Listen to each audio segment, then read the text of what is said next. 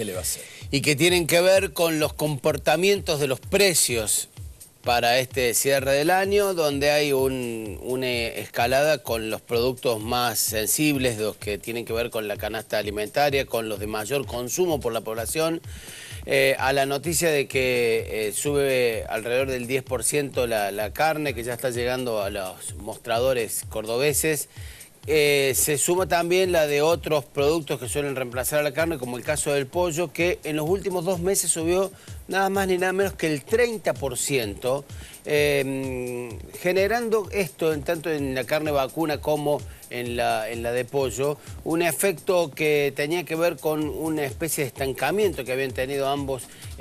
durante varios meses, producto de que había una mayor oferta,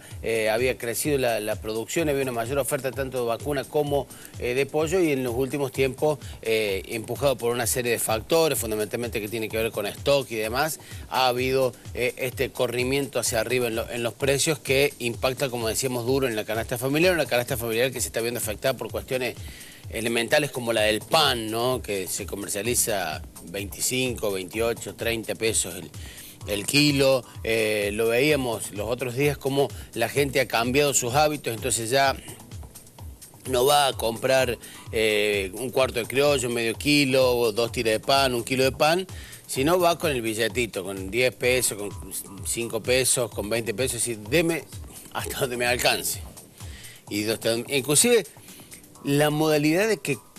la verdad que casi desconocida, yo ni en nuestras peores épocas de estudiante la había visto, que se comercializan por unidad los criollos.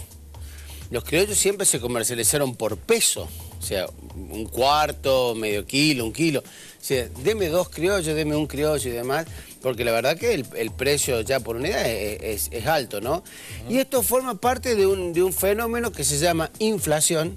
con lo cual los argentinos convivimos desde hace ya varias generaciones y que se ha agudizado en los últimos tiempos, ¿no? Y que tiene un elemento complejo para abordar el tema, que es la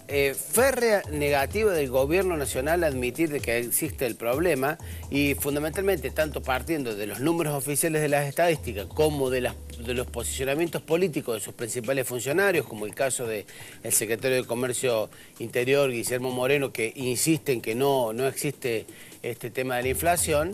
Bueno, ahí genera un escenario complejo por abordar el tema. Hoy se va a conocer la inflación, la denominada inflación Congreso, que es una iniciativa de los legisladores cuando Moreno le prohibió a las consultoras privadas difundir la inflación. Juntan y promedian los legisladores de la oposición lo que están midiendo las consultoras privadas, y le va a dar aproximadamente, se calcula, alrededor del 2% para el mes de octubre. Y fíjate vos la diferencia que hay entre la medición de la inflación de las consultoras privadas y de la del INDEC, que en septiembre el INDEC midió 0,8 y las consultoras privadas midieron 2,11.